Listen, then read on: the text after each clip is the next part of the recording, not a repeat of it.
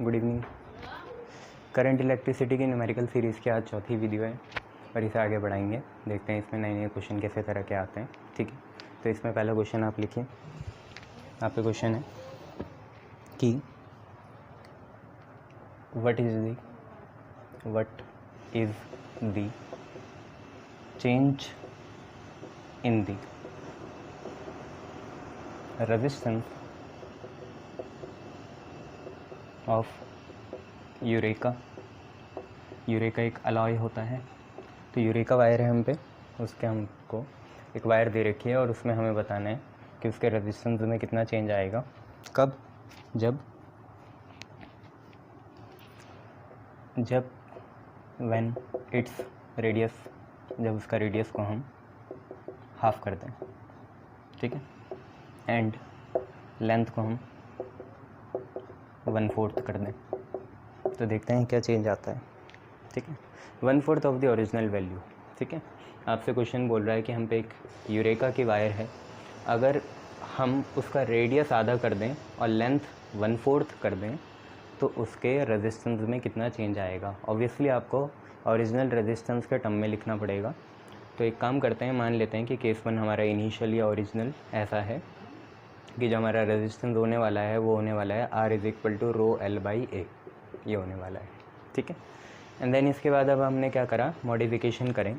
मान लो नई चीज़ है R', ठीक है, नया रेजिस्टेंस जो आप निकालोगे वो R' होगा। नई लेंथ L' है, पर उन्होंने बोला जो नई लेंथ है, चेंज आप कैसा कर रहे हो कि जो नई लेंथ है वो पुराने वाले का 1/4 है, तो नई वाली जो लेंथ है वो L/4 हो जाएगी। L आपकी ओरिजिनल लेंथ है, ठीक है, तो L' आपका L/4 हो जाएगा। और रेडियस के बारे में आपको कुछ कह रखा है कि नया रेडियस आपका हाफ होगा ओरिजिनल का, तो R' इज़ R/2। चलिए एरिया निकालते हैं। आपको पता है एरिया जनरली होता है πr², ठीक है, ओरिजिनल केस का तो πr² है, नए वाले का A' मान लेते हैं, तो पाई तो चेंज होगा नहीं। अगर A से A' बना, पाई तो रहा ही वही, पाई यूनिवर्सल कांस्टेंट है। हाँ, R का R' हो जाएगा और R' का क्या चल रहा है, स्क्वायर चल रहा है। ठीक है, ये बात याद रखना। और R' की जगह अगर हम क्या करें, R/2 डालें तो ये कुछ ऐसा बन रहा है। ठीक है, A' = πr' का स्क्वायर और R' की जगह आपने R/2 डाला, तो उसका स्क्वायर करेंगे, जब ये खुलेगा तो ये आ जाएगा πr²/4।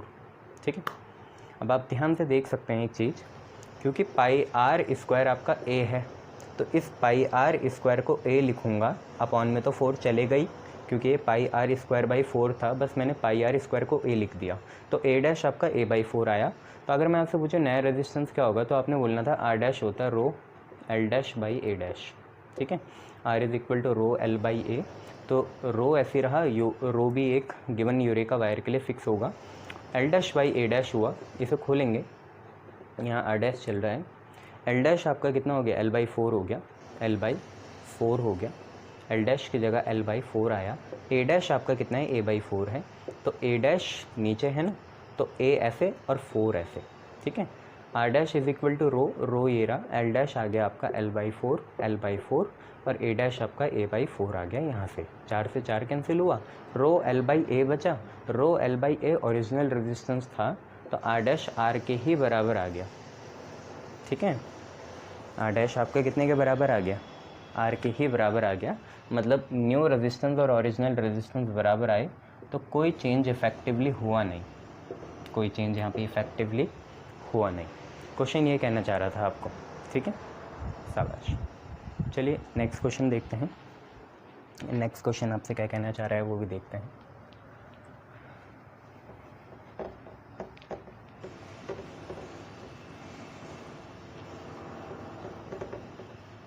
देखिए नेक्स्ट क्वेश्चन आपसे कह रहा है कि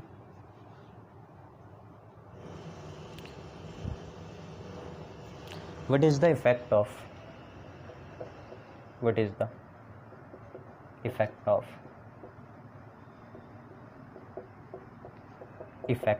increase in temperature।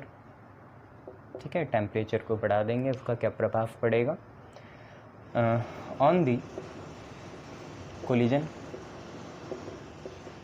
Between electron and native ions of a conductor. ठीक है, आपसे क्वेश्चन ये कह रहा है कि अगर हम पे कोई कंडक्टर है और उस कंडक्टर को हम और तेज़ी से हीट करें या उसका टेम्परेचर बढ़ा दें, जैसे वो नॉर्मल टेम्परेचर में होगा तो अब टेम्परेचर आपने बढ़ा दिया, तो आप मुझे बताइए टेम्परेचर बढ़ाने से जो इलेक्ट्रॉन और नेटिव आयंस के बीच कोलिजन होता है जिसकी वजह से रेजिस्टेंस बनता है, तो वो जो इलेक्ट्रॉन और नेटिव आयन जो हैं कंडक्टर के, उनके बीच जो कोलिजन है वो टेम्परेचर के बढ़ाने से कैसे उन पर फ़र्क पड़ेगा। तो आपको एक सिंपल सी बात पता है, टेम्परेचर अगर बढ़ता है तो इलेक्ट्रॉन्स की थर्मल जो एनर्जी होती है वो बढ़ती है, इलेक्ट्रॉन्स की थर्मल एनर्जी भी क्या करती है, बढ़ती है। और जैसे ही इलेक्ट्रॉन की थर्मल एनर्जी बढ़ती है तो उनका और टकराने का मन करता है, किससे, नेटिव आयन से, ठीक है। जितनी उन्हें एनर्जी मिल जाएगी उतना वो और तेज़ी से प्रहार या अटैक करेंगे, ठीक है, कोलाइड करेंगे। तो इसकी वजह से कोलिजन भी क्या हो जाएंगे, बढ़ जाएंगे, कोलिजन से भी क्या कर जाएंगे, बढ़ जाएंगे। टेम्परेचर और कोलिजन का डायरेक्ट रिलेशन है, हालांकि इनकी कोई एक रिलेशनशिप बनती नहीं है क्योंकि वो एक्सपोनेंशियल होती है, पर हम रफ आइडिया के लिए बता सकते हैं कि थर्मल एनर्जी बढ़ेगी तो कोलिजन भी बढ़ जाएगा, ठीक है, ये चीज़ है। चलिए नेक्स्ट चीज़ देखें।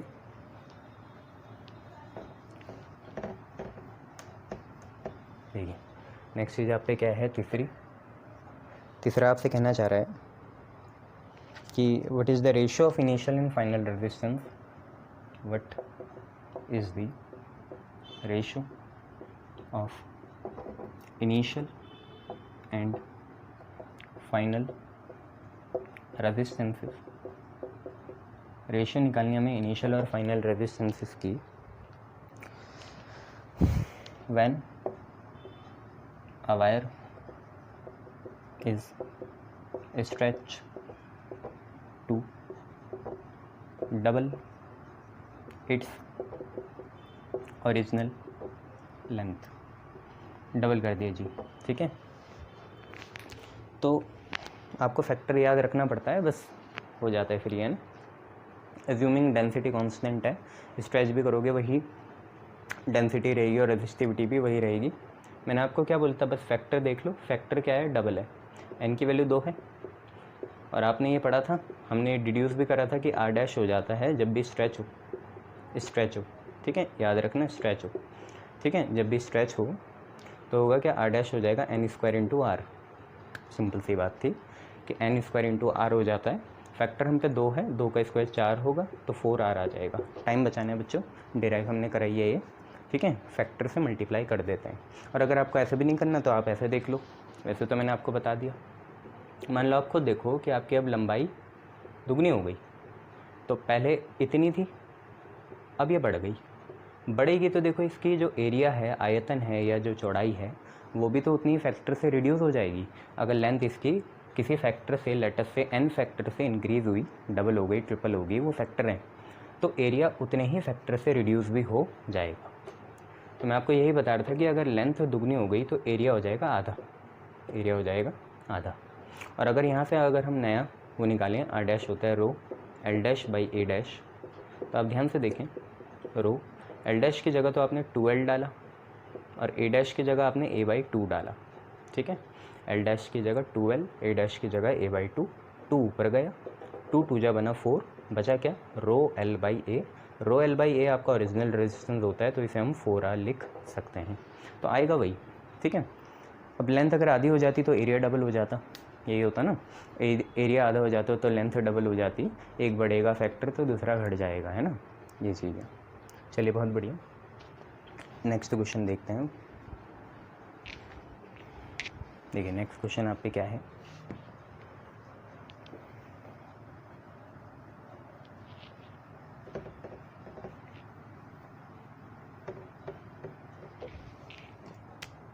नेक्स्ट है, अच्छा 2 तरह के सेल होते हैं आप पे, क्योंकि आप इलेक्ट्रोकेमिस्ट्री पढ़ रहे हैं तो 2 तरह के सेल होते हैं आप पे, प्राइमरी सेल और सेकेंडरी सेल, 2 तरीके के सेल होते हैं। हालांकि केमिस्ट्री का प्राइमरी और सेकेंडरी सेल अलग तरह का है। प्राइमरी सेल वो होता है जिसे हम रिचार्ज नहीं कर सकते, जैसे वो आपके बटन सेल होते हैं, मर्क्यूरी सेल होते हैं, 5 रुपये वाले, 10 रुपये वाले, घड़ी में लगते हैं, जो टीवी रिमोट्स में लगते हैं, वो प्राइमरी सेल होते हैं, उन्हें रिचार्ज नहीं कर सकते। जबकि सेकेंडरी सेल क्या है, उसे बार बार रिचार्ज करा जा सकता है, जैसा आपकी लिथियम आयन की फ़ोन की बैटरी होती है या आपकी लेड स्टोरेज बैटरी होती है, टीवी की होती है ना, वो कार की होती है ना एक साइड वाली, वो वाली, ठीक है। प्राइमरी सेकेंडरी सेल केमिस्ट्री में वो होता है, फिजिक्स में क्या होता है देखिए, प्राइमरी सेल वो होगा जिसका इंटरनल कॉम्बिनेशन, मतलब जो सर्किट में इंटरनली लगा हो अंदर की साइड, ठीक है, जो मेन सर्किट में लगा है उसे प्राइमरी सेल बोलेंगे, और जो एक्सटर्नल सर्किट में लगा है या सर्किट के बाहर लगा है, मेन सर्किट के बाहर लगा है, उसे हम बोलेंगे सेकेंडरी सेल। इन्हें हम ऐसा इंश्योर करते हैं कि इनका एक क्राइटेरिया होता है इंटरनल रेजिस्टेंस के बेस पे, ठीक है, ठीक है।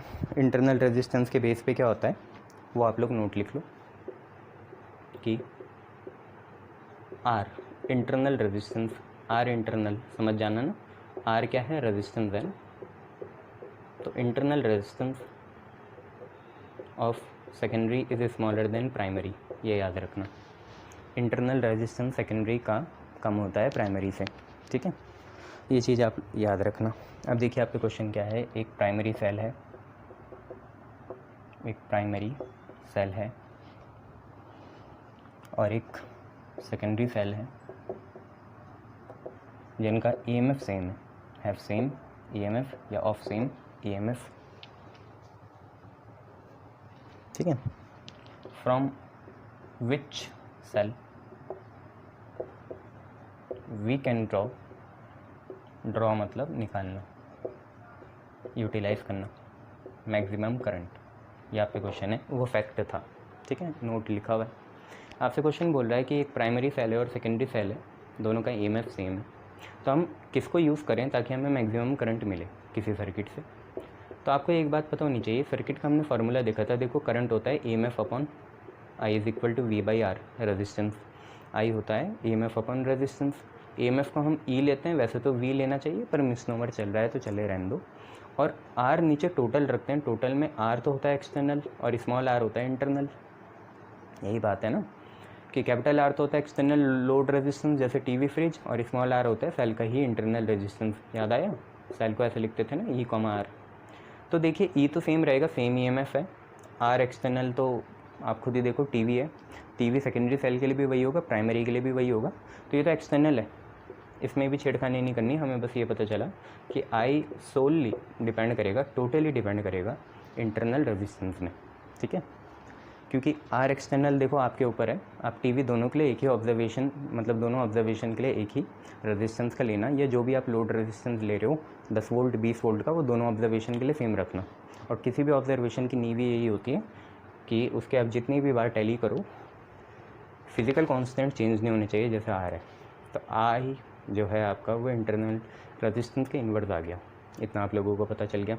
आपको आई मैक्स करना है, इसको बढ़ाना है, आई मैक्स चाहिए ना, तो आर को मिनिमम होना पड़ेगा। अब सिंस आपको पता है आर जो होता है सेकेंडरी का लेस होता है ऑफ आर क्या है, इंटरनल रेजिस्टेंस है, तो इंटरनल रेजिस्टेंस सेकेंडरी का प्राइमरी से कम होता है, और क्योंकि इनमें इन्वर्स रिलेशन है तो हमें करंट ज़्यादा ऑब्टेंड हो जाएगा सेकेंडरी में। आप खुद ही देखो इन्वर्स रिलेशन है, जिसका आर ज़्यादा उसका आई कम, या वो आई कम ड्रॉ करेगा, और क्योंकि हमें पता है क्योंकि सेकेंडरी का इंटरनल रेजिस्टेंस कम होता है तो सेकेंडरी से हम ज़्यादा करंट ड्रॉ कर सकते हैं, तो फ़ायदा रहेगा मेन सर्किट से बाहर सेल को रखने में, जो सेकेंडरी वाला है ना, उससे ज़्यादा करंट ऑब्टेंड हो जाएगी। तो आपका आंसर आएगा मैक्सिमम करंट हमें मिलेगी सेकेंडरी सेल से, ठीक है, शाबाश। फैक्टर याद रखना, इंटरनल एक्सटर्नल किसका ज़्यादा होता है, तो ये बाईं हाथ का फिर खेल हो जाएगा। चलिए आगे बढ़ते हैं।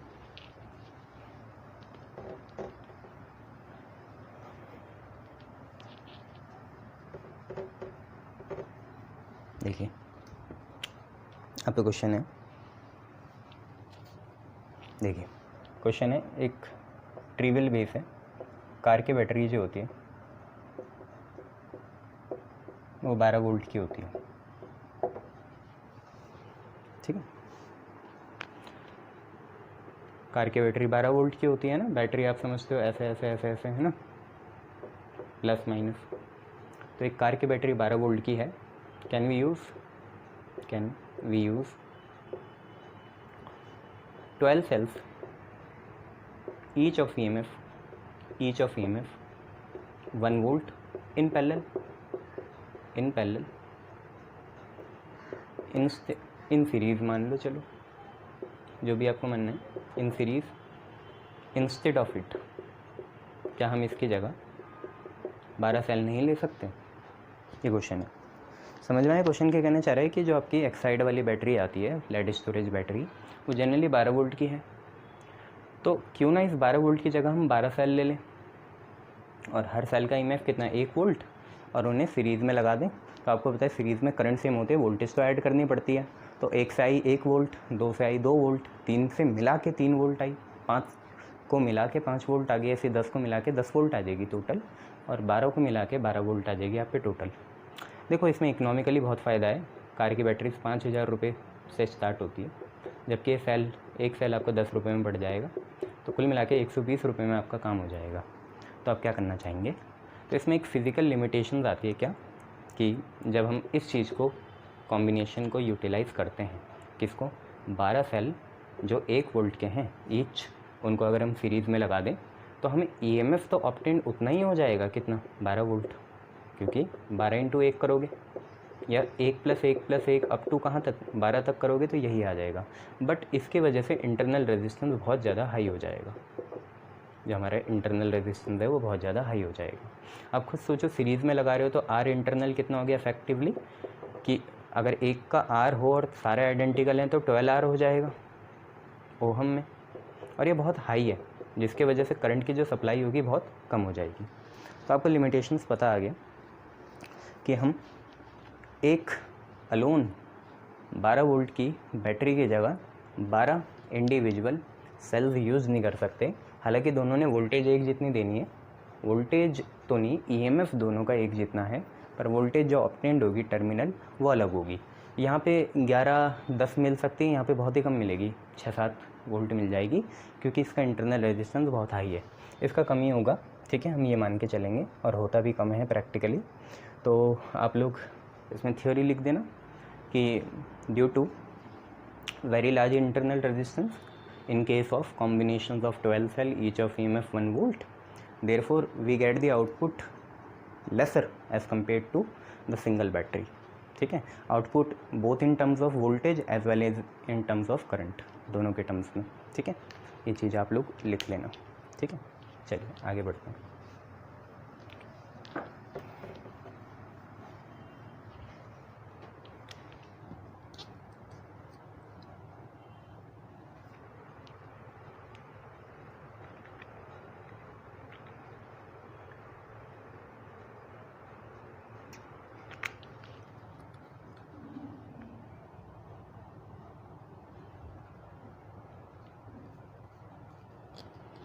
ऐसे ही एक क्वेश्चन और आता है इसमें कि एक पॉसिबल मेज़र बताइए आप पे क्वेश्चन आएगा कि अगर आपको किसी सेल से प्रैक्टिकली मैक्सिमम करंट ड्रॉन करना है तो आप कैसे कर सकते हो, है ना। तो suggest a possible way for maximum current to be drawn from a cell, किसी सेल से अगर आपको मैक्सिमम करंट ऑब्टेन करना है तो आप पे पॉसिबल वे क्या होगी। तो क्योंकि आपको पता है आई होता है E/R+R, तो एक कंडीशन तो ये हो गई कि आपको आर को क्या करना पड़ेगा, मिनिमम करना पड़ेगा। और ऐसी कंडीशन आप ये कर सकते हो, मान लो आपका आर फिक्स है, पहले तो यही कंडीशन होगी जो हमने कवर कर लिया है कि इंटरनल रेजिस्टेंस क्या होना चाहिए, मिनिमम होना चाहिए। बट वो तब है ना जब हम पे 2 सेल्स का चॉइस हो, जैसे प्राइमरी और सेकेंडरी। यहाँ पे कोई भी नहीं बोल रखा है ऐसा, तो हम इसे प्राइमरी मान के चलेंगे, मतलब ये मेन सर्किट का सेल होगा। अब प्राइमरी सेल को भी ऐसे कैसे हम कॉन्फ़िगर करें कि वो मैक्सिमम करंट दे, तो सारी चीज़ इस आर पे डिपेंड करेगी। ठीक है, तो आर वेरी करेगा आपका, एक्सटर्नल रेजिस्टेंस वेरी कर सकता है, ये आप पे चॉइस है। इस आर को आपको मिनिमम बनाना पड़ेगा, तभी आपका करंट क्या होगा, मैक्सिमम होगा। खुद ही सोचो, अगर ये चीज़ फिक्स हो जाए, ईएमएफ भी फिक्स है, तो आई सिर्फ लोड रेजिस्टेंस या एक्सटर्नल रेजिस्टेंस के इन्वर्स हो गया, और इसे ही हमें मिनिमम करना पड़ेगा। तो आज से इसका क्राइटेरिया समझ लो। आर को मिनिमम करने के लिए किसी सेल के लिए हम क्या करेंगे, शॉर्ट सर्किट करेंगे। शॉर्ट सर्किट अलग अलग तरीके से लोग बताते हैं, पोटेंशियल डिफरेंस 0 हो जाए, है ना, या दोनों वायर एक ही जगह कनेक्ट हो जाएं या आपस में कनेक्ट हो जाएं, लूप बन जाए, उसे शॉर्ट सर्किट कहते हैं। पर यहाँ पे सबसे आइडियल ये रहेगा कि शॉर्ट सर्किट का मतलब यह है कि रेजिस्टेंस जो है लोड वाला वो 0 की तरफ टेंड कर रहा है।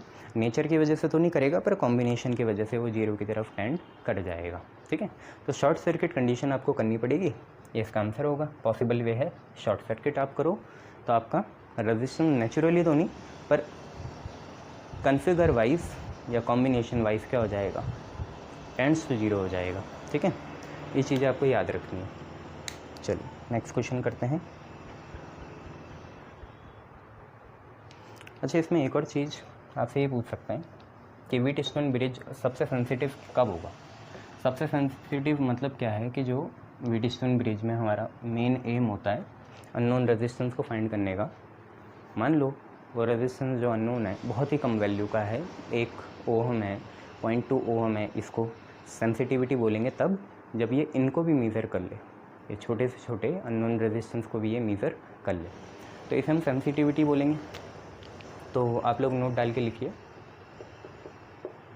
किसी व्हीटस्टोन ब्रिज में मैक्सिमम सेंसिटिविटी मतलब क्या हुआ कि जो आर अननोन है, ठीक है, उसकी सबसे मिनिमम वैल्यू को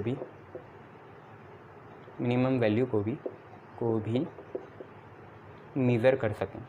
ठीक है, हिंदी से एलर्जी तो नहीं है ना। चलो, तो व्हीटस्टोन ब्रिज की मैक्सिमम सेंसिटिविटी मतलब ये हुआ कि जो हमारा अननोन रेजिस्टेंस है उसकी मिनिमम से मिनिमम जो पॉसिबल वैल्यू है इलेक्ट्रिकल या इलेक्ट्रॉनिक्स फिज़िक्स में उसको हम मेज़र कर पाएँ। और ये कब होता है, जब P, Q, R, S चारों रेजिस्टेंस सेम हो, मतलब रेशो आए 1:1। कैसे, P/Q = R/S है, क्योंकि सब बराबर हैं, एक दूसरे को काटेंगे तो रेशो 1:1 आ जाएगा।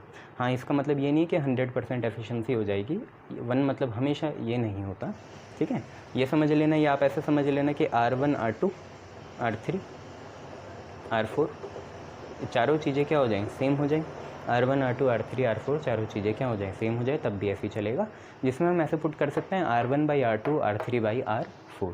ठीक है, शाबाश। चलिए नेक्स्ट क्वेश्चन करेंगे।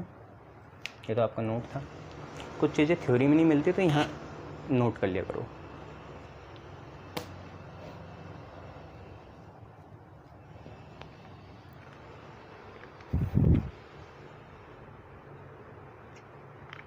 चलिए नेक्स्ट क्वेश्चन करेंगे। नेक्स्ट क्वेश्चन क्या है,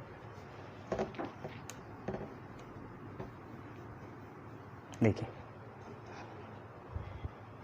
आपको एक सर्किट दूंगा, आप एडिक्वेट जो बेस्ट पॉसिबल या किरचॉफ लॉ लग सकता है वो लगाइए और करंट आई की वैल्यू बताइए। फाइंड करंट आई करंट बताना है आपको। सर्किट में बना देता हूँ आप लोगों के लिए, ये रहा। ठीक है, I2 आपका 3 एम्पियर है, बाहर को निकल रहा है। I3 अंदर को आ रहा है 3 एम्पियर, 2 एम्पियर है। ठीक है, 2 एम्पियर। I4 भी बाहर को आ रहा है जो कि आपका I है, यही आपको निकालना है। I5 अंदर को आ रहा है 7 एम्पियर।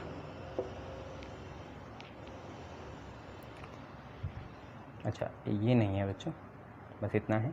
और I7 जो है, अच्छा I1 होगा ना, 7 तो है भी नहीं, तो I1 आपका 5 एम्पियर है। तो कुल मिला के क्वेश्चन ये है आप लोगों पे, देख लीजिए क्वेश्चन क्या है। ये आपको लूप की तो याद नहीं दिला रहा होगा, जंक्शन की याद दिला रहा होगा। तो किरचॉफ का पहला लॉ लगेगा यहाँ, जंक्शन वाला, junction theorem, conservation of charge पे बेस। और आपको यहाँ पे बताना है आई करंट की वैल्यू बतानी है ना, आई करंट की वैल्यू बतानी है। ठीक है, ये जंक्शन हो गया आपका ये वाला पॉइंट। ठीक है, तो आपको पता है किरचॉफ फर्स्ट लॉ के हिसाब से total summation of a current 0 आता है। Total summation of a current मतलब करंट टोटल इनसाइड और करंट टोटल आउटसाइड सेम होगा। ठीक है बच्चों, टोटल 0 होगा ना, current inside plus current outside कितना होगा, 0 होगा। अगर आपको आई छोटा अच्छा नहीं लग रहा है तो बड़ा लगा लो। अब देखिए अंदर की साइड कौन कौन से करंट है, I5 है, I1 है और I3 है। I5 है, I1 है और I3 है। देखिए अंदर की तरफ कौन आ रहा है, I1 आ रहा है, I3 आ रहा है और I5 आ रहा है, तो वो मैंने लिख दी। बचे क्या, बचे से कुछ मतलब नहीं है। आप ये देखो बाहर कौन निकल रहा है, तो I4 बाहर निकल रहा है और I2 बाहर निकल रहा है, तो I2 प्लस I4 यहाँ लिख देंगे। और अब वैल्यू डालिए। आपको पता है यहाँ पे साइन मत लगाना। साइन कब लगाते हैं इनसाइड आउटसाइड का, जब दोनों एक ही साइड हो। आज तो दोनों अपोजिट साइड है ना। अभी बताता हूँ क्या चीज़ है, पहले बस वैल्यू डालो। I1 की वैल्यू 5 है, I5 की वैल्यू कितनी है, 7 है, I3 की वैल्यू कितनी है, 2 है, I4 की वैल्यू I है और I2 की वैल्यू 3 है। ठीक है, तो 12 और ये 2 14 और ये इधर 3, 14 माइनस 3 11 एम्पियर आपका आंसर आ जाएगा। ठीक है। अच्छा मैं एक और बात बताना चाहूँगा, साइन कब लगाते हैं, जब ये दोनों एक ही साइड हो। आपको पता है ना, current inside plus current outside 0 होता है। इनसाइड के लिए प्लस लगाना, आउटसाइड के लिए माइनस लगाना, है ना। इनसाइड वाले ये रहे, ठीक है।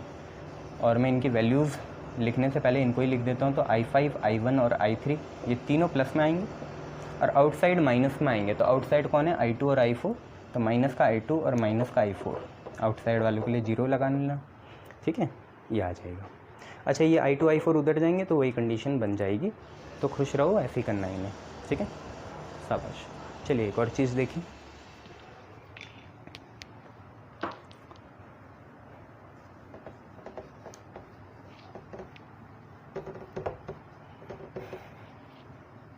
देखिए एक आपको फिगर दूंगा और फिगर बनाइए साथ में।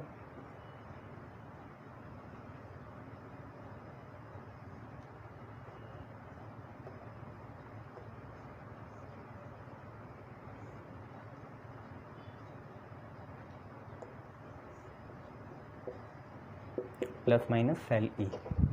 ठीक है, ये 7 ओम है, 21 ओम आर, ये आपका 3 ओम है और आपको पता है इधर गैल्वेनोमीटर रहता है।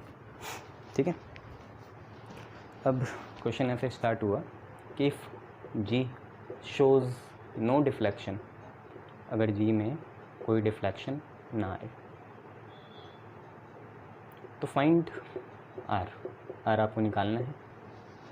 तो क्वेश्चन ये व्हीटस्टोन का ही है और बैलेंस है या नहीं है इसका पता कैसे चलेगा, यहीं से पता चलता है कि जब IG 0 हो जाए, गैल्वेनोमीटर करंट 0 हो जाए या करंट इन गैल्वेनोमीटर 0 हो जाए, जो कि ये चीज़ है, जो कि इस बात से पता चलता है कि जी में कोई डिफ्लेक्शन नहीं आए, सीधी लाइन रहेगा।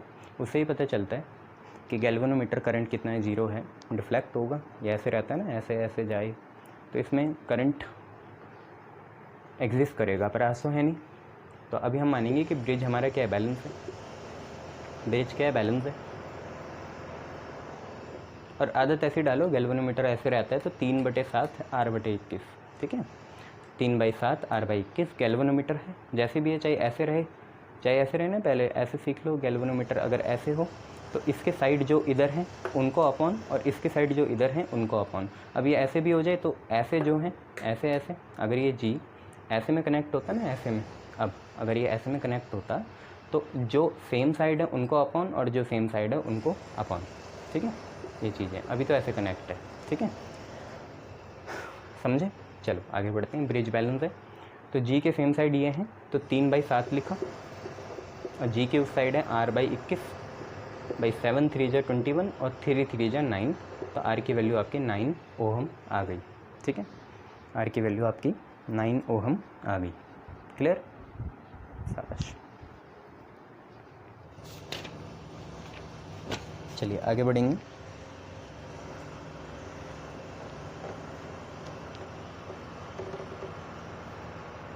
देखिए आपको नेक्स्ट क्वेश्चन क्या बोल रहा है,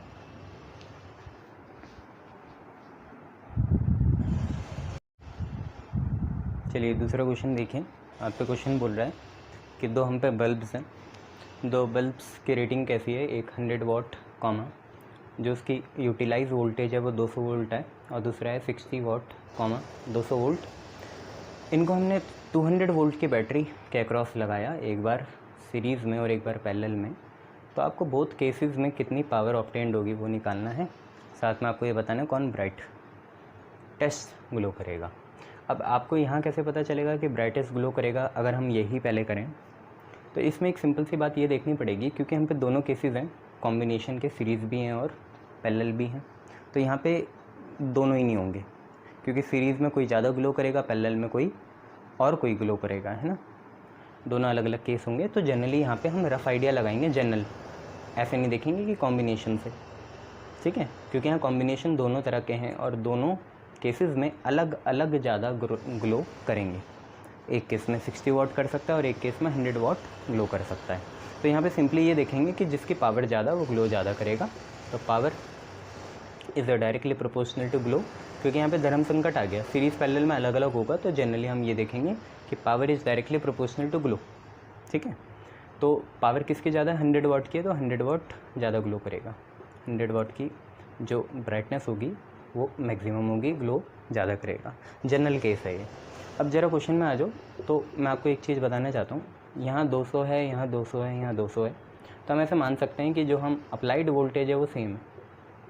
और जब भी अप्लाइड वोल्टेज सेम हो तो पावर का एक ही फार्मूला लगाते हैं, V²/R। ये आपको मैंने बताया था, क्योंकि यहाँ पे धर्म संकट दोबारा आएगा कि सीरीज़ में क्या होगा, पैरेलल में क्या होगा। तो अभी तो आप ये देख लो कि पावर होता है V²/R, ठीक है। अगर हम ऐसा देखें तो जनरली आप ये देखो, अगर पावर V²/R है तो पावर का रिलेशन है इन्वर्स R के साथ। इसका मतलब मैं आपको एक चीज़ बताता हूँ, आपको जनरली पता चला, जनरली ये होता है कि पावर होता है V²/R। एक फार्मूला बना रहा हूँ आप लोगों के लिए, आगे से याद रखना है ना, इतना टाइम लगेगा नहीं इस क्वेश्चन में। तो पावर होता है V²/R जनरली, क्योंकि वोल्टेज जो हम अप्लाई करते हैं वो सेम होती है।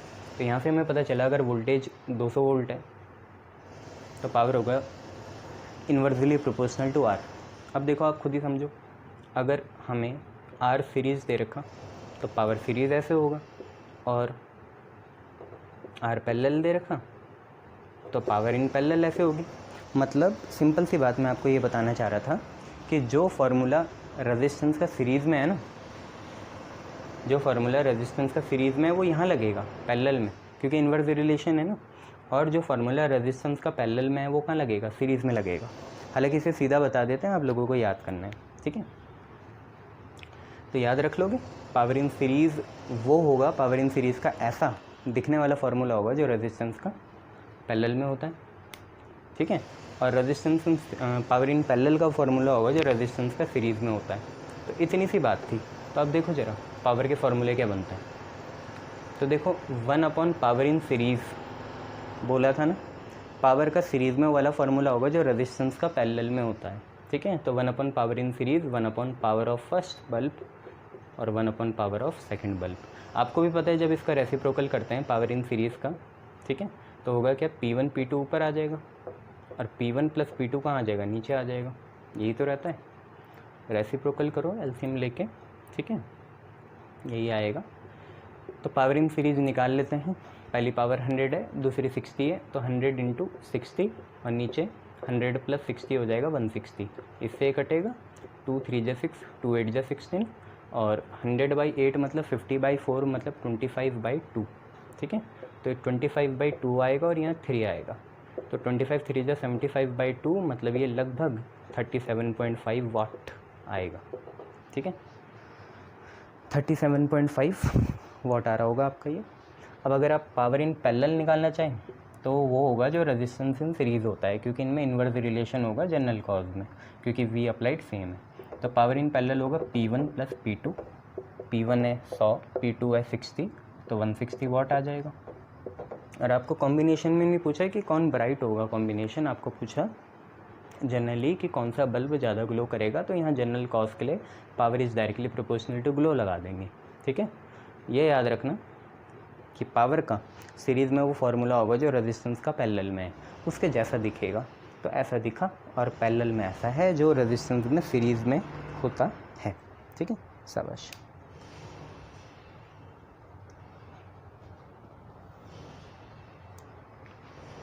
एक क्वेश्चन ऐसा भी है कि एक बंदे ने क्या करा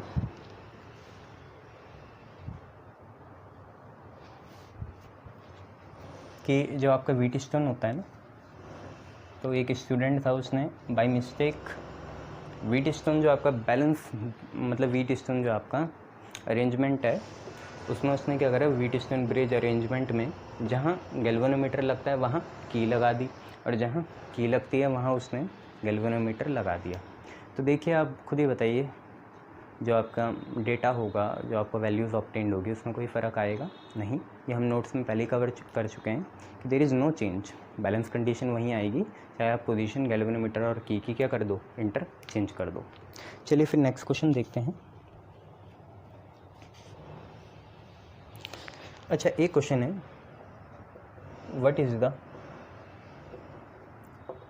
special characteristic, what is the special characteristics of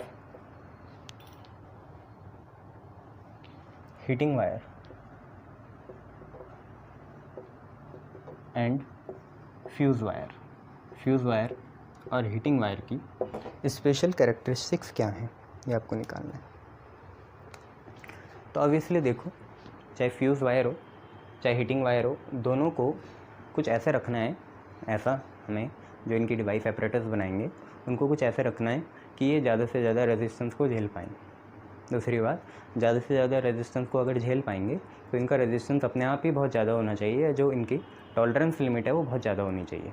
दूसरी बात, तीसरी बात आपकी ये होगी कि हालांकि हम ज़्यादा रेजिस्टेंस इसलिए भी रखना चाहेंगे, मेन कंसर्न तो यह है कि इसमें ज़्यादा से ज़्यादा पोटेंशियल ड्रॉप पड़े, ठीक है। तो इसकी कैरेक्टरिस्टिक हुई कि इसका रेजिस्टेंस होना चाहिए हाई, इसकी भी कैरेक्टरिस्टिक्स ये हुई कि इसका रेजिस्टेंस होना चाहिए हाई। फ्यूज़ वायर का काम क्या होता है, शॉर्ट सर्किट के बारे में हमें बताना। इसके लिए इनका मेल्टिंग पॉइंट जो होना चाहिए, क्योंकि ये बहुत आसानी से फ्यूज़ वायर गलनी चाहिए, तो इसका जो मेल्टिंग पॉइंट है वो होना चाहिए लो। और हीटिंग वायर का मेल्टिंग पॉइंट बहुत ज़्यादा होना चाहिए। आप खुद ही देखो, जो रॉड होती है पानी उबालने की, तो उसका मेल्टिंग पॉइंट हाई नहीं होगा तो वो गल जाएगी, आपको हर हफ्ते नई लानी पड़ेगी, तो उसका मेल्टिंग पॉइंट हाई होना चाहिए, ठीक है। हीटिंग इफेक्ट ऑफ करंट से आई है, ठीक है। ये दो चीज़ें याद रखना।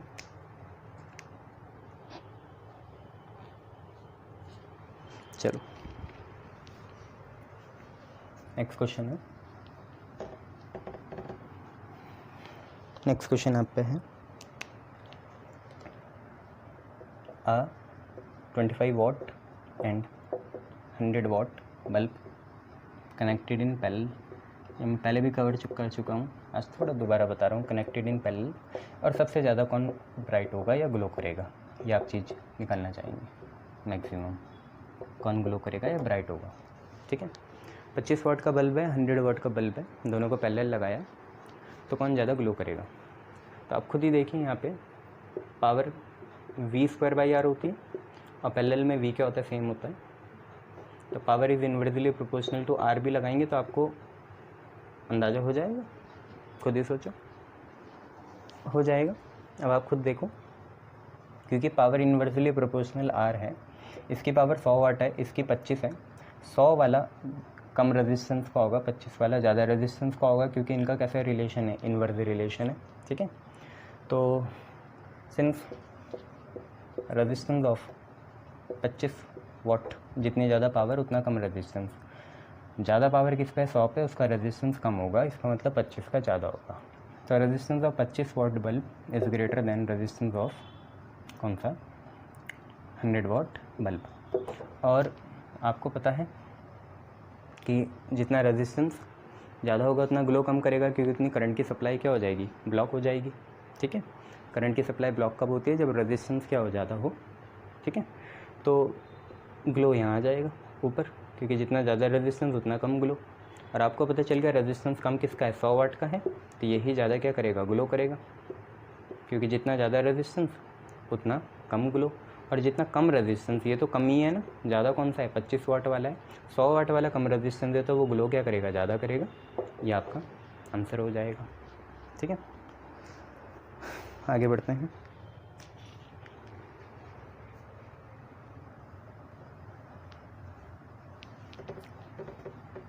देखिए नेक्स्ट क्वेश्चन क्या है,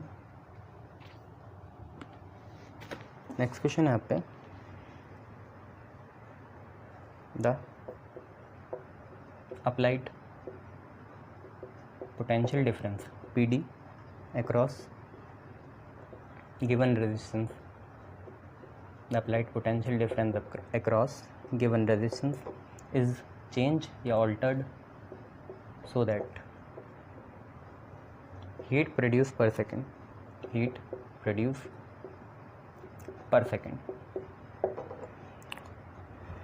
increases by factor of 16. by what factor? Applied potential difference changes, किस फैक्टर से अप्लाइड पोटेंशियल डिफरेंस आपका चेंज हो जाएगा, ये आप लोगों को निकालना है। ठीक है, क्वेश्चन क्या बोल रहा है कि जो अप्लाइड पोटेंशियल डिफरेंस है अक्रॉस अ गिवन रेजिस्टेंस, उसको हमने ऐसा चेंज करा कि हीट प्रोड्यूस पर सेकंड, हीट होता है एनर्जी अपॉन सेकंड या टाइम। यार एनर्जी इज़ अ वर्क, तो वर्क अपॉन टाइम पावर होता है। तो हीट प्रोड्यूस पर सेकंड कुछ और नहीं है, पावर की तरफ इशारा है। ठीक है, heat energy work upon time. तो आपको ये बोला कि जनरली पावर जो है नई वाली वो 16 टाइम्स हो गई पी का, इंक्रीज बाय अ फैक्टर 2 नहीं बोला ना, increase by a factor of 16 add कर देंगे, चलो इतना ही रख देते हैं। 2 होगा, ये फिजिक्स में थोड़ी गलती हो जाती है। तो पी डैश 16 पी है, तो हमें बताना है पोटेंशियल डिफरेंस कैसे चेंज होगा अगर पावर 16 गुना बढ़ गई। तो आपको पता है पावर होता है v² r, ये होता है ना, पावर इज़ v² r। देखो r सेम होगा, मतलब एक हीटिंग कॉइल होगी ना, उसका r तो सेम होगा। ऐसा तो नहीं होता आज आपने 2 बाल्टी पानी गर्म करा तो उसका रेजिस्टेंस कुछ और है, 1 बाल्टी करा तो कुछ और है, ऐसा कुछ नहीं होता ना। तो r सेम है, तो r सेम है तो पावर डायरेक्टली प्रोपोर्शनल आ गया v² के, और v डायरेक्टली प्रोपोर्शनल आएगा √p के। देख पा रहे हो, ये v² डायरेक्टली प्रोपोर्शनल है p के, v डायरेक्टली प्रोपोर्शनल आ जाएगा √p के। अगर आप पोजीशन नहीं चेंज करना चाहते तो रूट कर दो दोनों साइड ऐसे। हाँ, उससे प्रोपोर्शनलिटी कांस्टेंट भी चेंज होता है, पर हमें उससे क्या मतलब, ऐसा है। तो अगर आपको ऐसा समझ में आ गया तो हम ये करते हैं, v final by v initial is equal to √of p final by p initial. ठीक है, अब देखो p डैश फाइनल है, p फाइनल p इनिशियल, तो p final by p initial कितना है, 16 है। p final by p initial 16 है, 16 का रूट आएगा 4। तो v फाइनल क्या होगा, v final by v initial 4 आया, तो v फाइनल क्या होगा, 4 टाइम्स हो जाएगा v इनिशियल के। तो v final is 4 times of v initial. ये आप पे कंडीशन आ गई। तो कितने फैक्टर से चेंज हुआ, 4 से हुआ चेंज। ठीक है, 4 से याद रखेंगे आप लोग, शाबाश।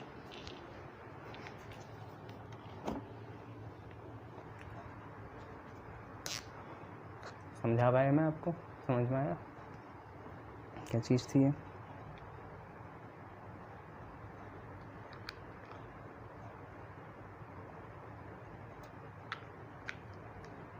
चलिए नेक्स्ट क्वेश्चन करेंगे।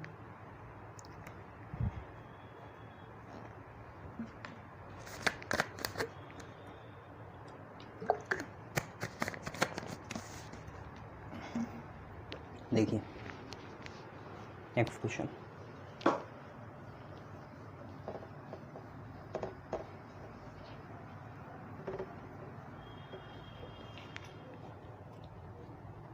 आपसे बोला कि एक 60 वाट 220 वोल्ट का बल्ब है, ठीक है, और एक 100 वाट 220 वोल्ट का बल्ब है। ये मेन सप्लाई के पैरेलल हैं, parallel to main supply. Main supply से मतलब जो भी है लगी हुई उसके पैरेलल लगे हुए, तो विच विल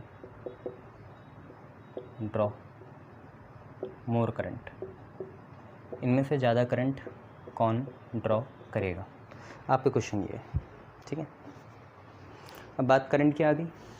पावर का एक ऐसा फार्मूला लगाओ कि जिसमें करंट आए, रेजिस्टेंस का यहाँ कुछ लेना देना नहीं है, पैरेलल है तो V सेम होगा, V को भी इंक्लूड करो और I भी आए। तो पावर का एक ही फार्मूला होता है I इंटू V, ऐसा जिसमें R नहीं आता और जो V और I को जोड़ता है। तो P1 बाई P2 लिख लेंगे, 1 आप ये समझ लेना, 2 आप ये समझ लेना, ये 100 वाट है, ठीक है। P1/P2 आपका आएगा I1 I2, V1 V2 नहीं लिखेंगे क्योंकि पैरेलल है ना, पैरेलल में पोटेंशियल सेम होता है तो V लिखा। तो I1/I2 की वही वैल्यू होगी जो P1/P2 की है। ऐसे क्वेश्चन में हमेशा जो पहले दिया है उसे 1 मान लिया करें। तो अगर हम ऐसा चलें 200 200 220 भी लिख सकते थे, कट नहीं था उन्होंने, तो 60 ऊपर आएगा, 100 नीचे आ जाएगा। 2 3 जा 6, 2 5 जा 10, 3/5 आपका आंसर आ जाएगा, ठीक है। 3/5 आपका आंसर आ जाएगा। चलिए आगे बढ़ते हैं।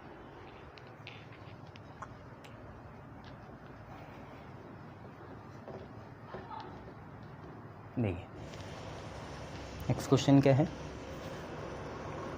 आपको IV ग्राफ दे रखा है यार, क्वेश्चन करा भी था पहले। IV ग्राफ है और 2 वायर्स के लिए हमें टेम्परेचर दे रखे हैं, ठीक है। Given temperature for 2 wires, 2 wires हैं, एक का नाम नेमली 1, दूसरे का 2, ठीक है। टेम्परेचर दे रखा 2 वायर्स के लिए, आपको बताना है कौन हाई है और क्यों है, ठीक है। आपको बताना है कौन हाई है और क्यों है, ये आपको बताना है। देखिए I/V होता है 1/R, V/I/R होता है, तो I/V 1/R हुआ, और यही चीज़ आपके यहाँ स्लोप है, ठीक है। और आपको पता है रेजिस्टेंस और टेम्परेचर का डायरेक्ट रिलेशन है। रेजिस्टेंस और टेम्परेचर का कैसे रिलेशन है, डायरेक्ट है। तो अगर रेजिस्टेंस नीचे है तो टेम्परेचर भी नीचे आएगा, जबकि स्लोप का है ऊपर है। स्लोप और टेम्परेचर का रिलेशन क्या है, इन्वर्स आ गया, क्योंकि स्लोप और रेजिस्टेंस का भी इन्वर्स रिलेशन है, तो स्लोप और टेम्परेचर का भी कैसे रिलेशन आया, इन्वर्स आया। आप ध्यान से देख सकते हो स्लोप, क्योंकि T1 जो है वो θ1 एंगल बनाएगा और ये θ2 बनाएगा। तो आपको ग्राफ से पता चल गया यहीं से कि θ1 इज़ ग्रेटर देन θ2, और tan की वैल्यू θ के बढ़ने से बढ़ती है, तो tan θ1 is greater than tan θ2। tan θ1 किसके साथ जुड़ा है, T1, और ये है T2, ठीक है। और क्योंकि स्लोप और टेम्परेचर का इन्वर्स रिलेशन है, स्लोप यही तो है, तो स्लोप किसका ज़्यादा आया, 1 का ज़्यादा आया। जिसका स्लोप ज़्यादा उसका टेम्परेचर कम होगा, तो T1 is lesser than T2। Y वही है रिलेशन, आप बता सकते हो ये पूरा वाई चल रहा है, क्यों हुआ, इस वजह से हुआ, ठीक है। ध्यान से देखो स्लोप आपको दिख भी रहा है क्योंकि एंगल T1 वाली वायर का ज़्यादा है, ठीक है, या पहली वायर का ज़्यादा है, तो जिसका स्लोप ज़्यादा उसका टेम्परेचर कम, क्योंकि 1 is greater then 2 in slope, therefore 1 is lesser than 2 in temperature. बस इतनी सी बात थी, ये आपको समझ ही नहीं थी, ठीक है। चलिए आगे बढ़ते हैं। क्वेश्चन यहाँ से शुरू हुआ, ये क्वेश्चन है और ये पूरा आंसर चला, ठीक है। चलिए नेक्स्ट देखते हैं। देखिए आपसे बोला फिर वही 2 बल्ब हैं आपके, ठीक है। एक है 100 वाट 220 वोल्ट, और एक है 60 वाट 220 वोल्ट। इनमें से बताना है रेजिस्टेंस किसका ज़्यादा होगा, रेजिस्टेंस किसका हाई होगा, ये आपको पता लगाना है। रेजिस्टेंस किसका हाई होगा, तो जब कुछ दिया नहीं रहता तो एक ही फार्मूला होता है हमारे ऊपर, जो सोर्स वोल्टेज के लिए होता है, कौन सा, पावर इज़ V²/R। तो V तो सेम ही होगा, सप्लाई वोल्टेज है, तो power is inversely proportional to R, power is inversely proportional to R। ऊपर नीचे कुछ भी करो तो आपको दिख ही रहा है 100 वाट ज़्यादा होता है 60 से, और इन्वर्स रिलेशन, तो रेजिस्टेंस किसका ज़्यादा हुआ, क्योंकि 100 वाट ज़्यादा है 60 से, पावर इस वाले बल्ब की इससे ज़्यादा है, तो रेजिस्टेंस इस वाले का क्या होगा, इन्वर्स रिलेशन है ना, जिसकी पावर ज़्यादा उसका रेजिस्टेंस कम, ठीक है। जितनी पावर ज़्यादा उतना रेजिस्टेंस क्या हो जाएगा, कम हो जाएगा। तो पावर ज़्यादा कहाँ है, 100 पे है, तो इसका रेजिस्टेंस कम होगा, और 60 का क्या होगा, ज़्यादा होगा। तो रेजिस्टेंस हाई किसका है, 60 का, 60 वाट वाले का। 60 वाट वाले बल्ब का रेजिस्टेंस क्या है, ज़्यादा है, क्योंकि इसकी पावर क्या है, कम है। ऐसा क्यों, क्योंकि इनके बीच में कैसी रिलेशन है, इन्वर्स है, ठीक है। आगे बढ़ते हैं। देखिए नई चीज़,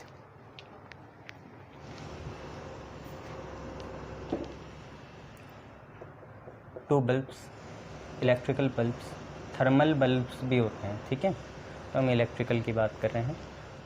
2 bulbs whose resistances are in the ratio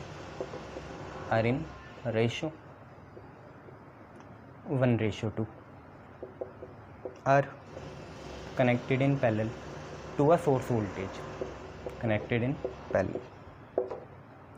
ratio of power dissipation बताना है आपको, मतलब पावर कितनी डिसिपेट होगी हीट की फॉर्म में या एनर्जी पर सेकंड, पावर डिसिपेशन का आपको रेशियो बताना है, ठीक है। 2 बल्ब हैं, रेजिस्टेंस का रेशियो दे रखा, पैरेलल लगाया, पावर निकालनी है। सिंपली बात है, वही general formula, power is V²/R, parallel लगाया V सेम होगा, वैसे भी सोर्स वोल्टेज सेम होती है, तो पावर आपका इन्वर्सली प्रोपोर्शनल आ गया R के। तो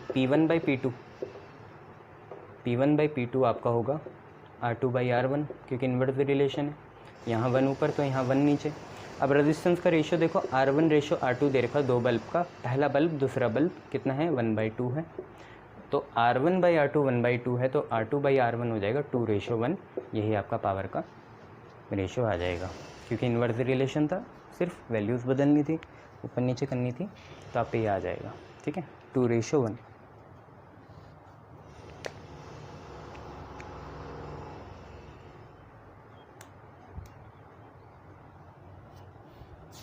अब एक क्वेश्चन है कि एक टोस्टर होता है, सेम मेन सप्लाई है, टोस्टर जो है ज़्यादा हीट प्रोड्यूस करेगा देन अ लाइट बल्ब। टोस्टर जो है सेम वोल्टेज के लिए 220 वोल्ट दोनों के लिए है, टोस्टर जो है जब ब्रेड टोस्ट करता है, टोस्टर ज़्यादा पावर हीट निकालता है या उससे डिसिपेशन ज़्यादा होता है एज़ कंपेरिजन टू रेजिस्टेंस, कोई एक हम पे रजिस्टर है उसके कंपैरिजन में। ऐसा क्यों होता है? तो आप लोगों को सारे रिलेशन पता है, ठीक है। या एक काम करते हैं, टोस्टर रजिस्टर का इतना बढ़िया नहीं होगा, टोस्टर और लाइट बल्ब का ले लेते हैं। लाइट बल्ब में ये बोल रहे हैं कि अगर दोनों 220 वोल्ट में हम यूटिलाइज़ करें तो टोस्टर में ज़्यादा हीट प्रोड्यूस होते हैं, ऑब्वियसली उसे टोस्ट भी करना है, ये तो फिजियोलॉजिकल हो गया, पर टोस्टर में ज़्यादा हीट प्रोड्यूस होती है और लाइट बल्ब में कम होती है। ऐसा क्यों है? तो आप लोगों को भी पता है, सेम सप्लाई के लिए power is inversely proportional to R होता है। अब हीट मतलब यही होता है, पावर होता है हीट प्रोड्यूस पर सेकंड, ठीक है। तो जनरली क्वेश्चन ये बोल रहा है कि हीट प्रोड्यूस पर सेकंड मतलब पावर टोस्टर में ज़्यादा है, लाइट बल्ब में कम है, तो ऑब्वियसली इसका रिलेशन रेजिस्टेंस के रिस्पेक्ट में बताओ। भाई टोस्टर की पावर ज़्यादा है मतलब हीट प्रोड्यूस ज़्यादा हो रहा है पर सेकंड, इसका मतलब इसका रेजिस्टेंस कम होगा और लाइट बल्ब का रेजिस्टेंस क्या होगा, ज़्यादा होगा। सिंपली आपको ये लिखना है कि light bulb has greater resistance, therefore it's power dissipation is laser, ठीक है। शाबाश। चलिए नेक्स्ट क्वेश्चन देखते हैं।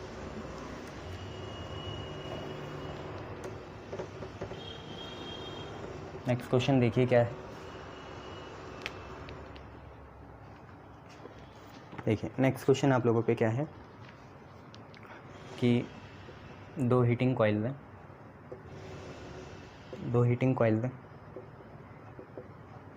वन ऑफ फाइन वायर, पतली वायर, एंड अदर थिक, दूसरी बहुत थिक है, पहले के कंपैरिजन में रिलेटिवली थिक है, मेड ऑफ सेम मटेरियल